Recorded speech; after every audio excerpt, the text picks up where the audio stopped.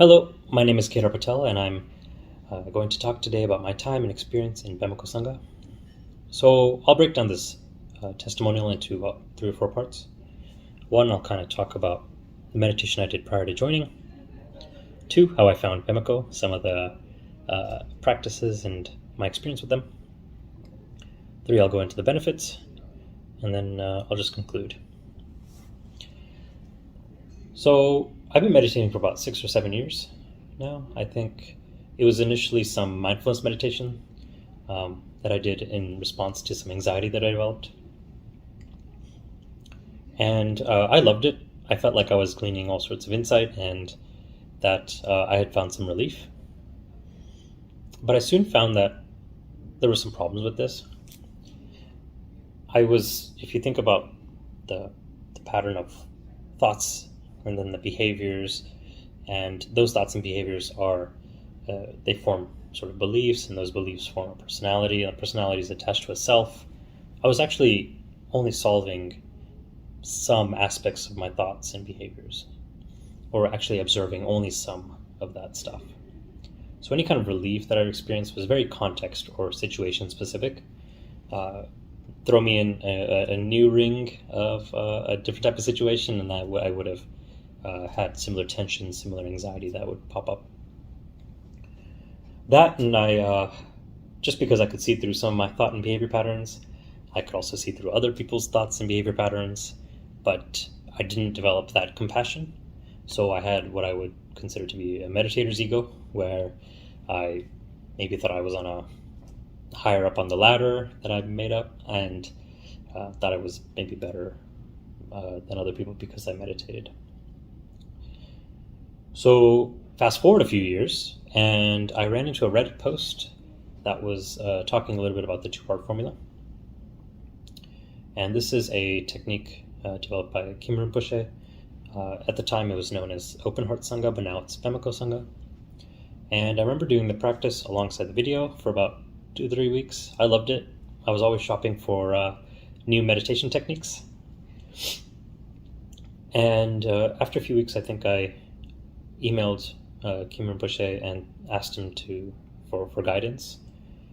And after a few days of email exchanges, I remember sending him a photo upon request, and he said that I had awakened, or I had a shift. And this all sounds kind of airy-fairy, but definitely after a few weeks, after a few months, I was experiencing things differently. I definitely felt different. And so I'll pause a little here and just talk a little bit about the practices themselves of Pemako Sangha. There's that preliminary practice of the 2-part formula, which allows one to see through the self by doing a technique where you affirm it and then you observe it.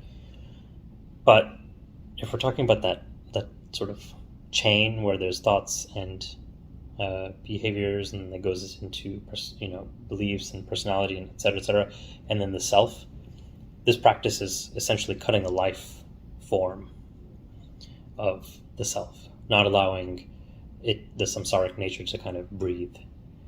And all of these downstream impacts, there's so many of them. And so I would say that it really allows for those thoughts and behaviors that previously were there, or any kind of personality traits or beliefs that one has. It's very difficult to harden into anything because one is seen through the self.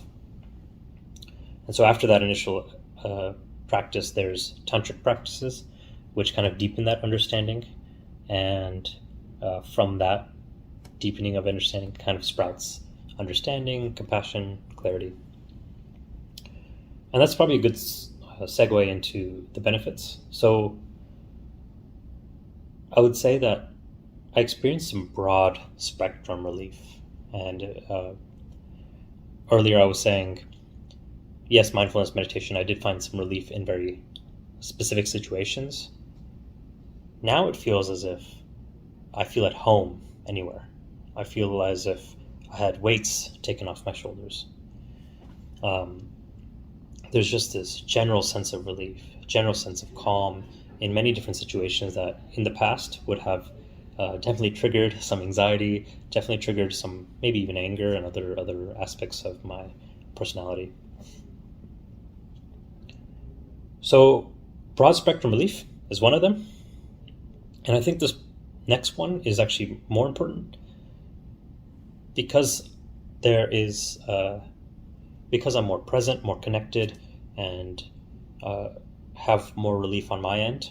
I have this, what I feel as if there's some understanding and compassion, and that's number two. Felt as if there's a big drop in my ego, especially that meditator's ego I talked about before, and I feel connected with people, and I feel as if I have more compassion now, more time to talk through people's problems, to understand them a little bit more, and just more space for that. Whereas in the past, I didn't have that. So that understanding and compassion is actually a big one. If we're talking about those two benefits, you get the general relief and then the understanding and compassion. I would say the compassion now drives a lot of the reasoning as to why I practice. In the past, it might have been because I wanted to perform better at work. I wanted to have more focus, more concentration. But now it's this sense of opening, sense of free nature, sense of liberation, and spreading that to other folks is actually one of the biggest reasons that I practice now. So the last thing I'll probably conclude with saying, I don't know if I'm necessarily happier or sadder, but I definitely feel like I can live my life now. I can enjoy things and activities in life, and spreading compassion is actually a very fun exercise and very fulfilling.